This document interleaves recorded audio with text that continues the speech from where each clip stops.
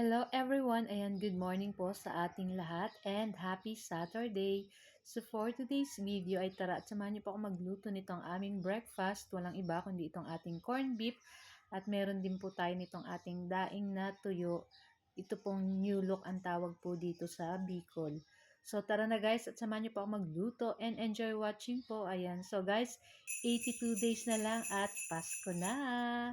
Ayan, so sa ating kawali, ayan, naglagay lang tayo ng konting mantika at igigisa natin dyan yung ating 2 pirasong sibuyas na pig-slice lang natin ng pabilog-bilog katulad ng ganyan. At naglagay na rin ako ng konting asin at pagkatapos ay pwede na nating ilagay dyan yung ating isang buong latang corned beef. Kung meron po kayong patatas, mas masarap po yun. At least may gulay. Naubusan lang po kami ng patatas kaya yan lang po yung ating nilagay, sibuyas. So, yung ating lata, nilagyan natin konting tubig kasi sayang naman po yung natitirang corned beef sa loob ng lata. Siyempre, dapat walang sayang. So, lulutuin lang natin ng konting minuto kasi madali lang naman pong maluto itong ganitong nasa lata na. At luto naman na po yan dati. Ayan, pagkatapos ire-ready na rin natin dyan yung ating daing na tuyo.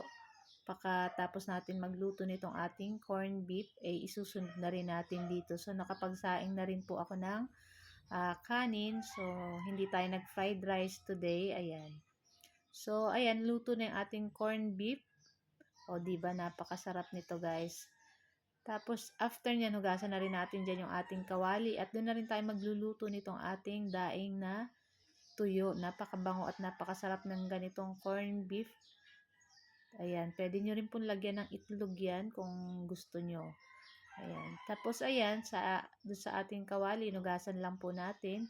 Ay ipiprito ko naman dyan yung ating new look na daing na tuyo. Ayan. Masarap po talaga ito guys at napakalambot ng laman niya.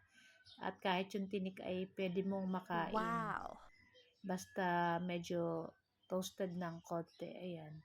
So, babalik na din lang po natin iyan hanggang maluto. Ayan, shout out po sa ating new followers ng Momshi and Three Sons. At kung hindi pa po pala kayo naka-like, follow, naka-subscribe sa aming FB page, sa aming YouTube channel, huwag niyo po sanang kalimutan mag-like at mag-follow at mag-subscribe para palagi po kayong updated sa aming mga bagong video na i-upload. So yun na nga guys, at luto na rin to at ready na rin po kaming kumain ng breakfast. So guys, thank you for watching and see our next video again. Ciao! Kain na! Happy Saturday everyone!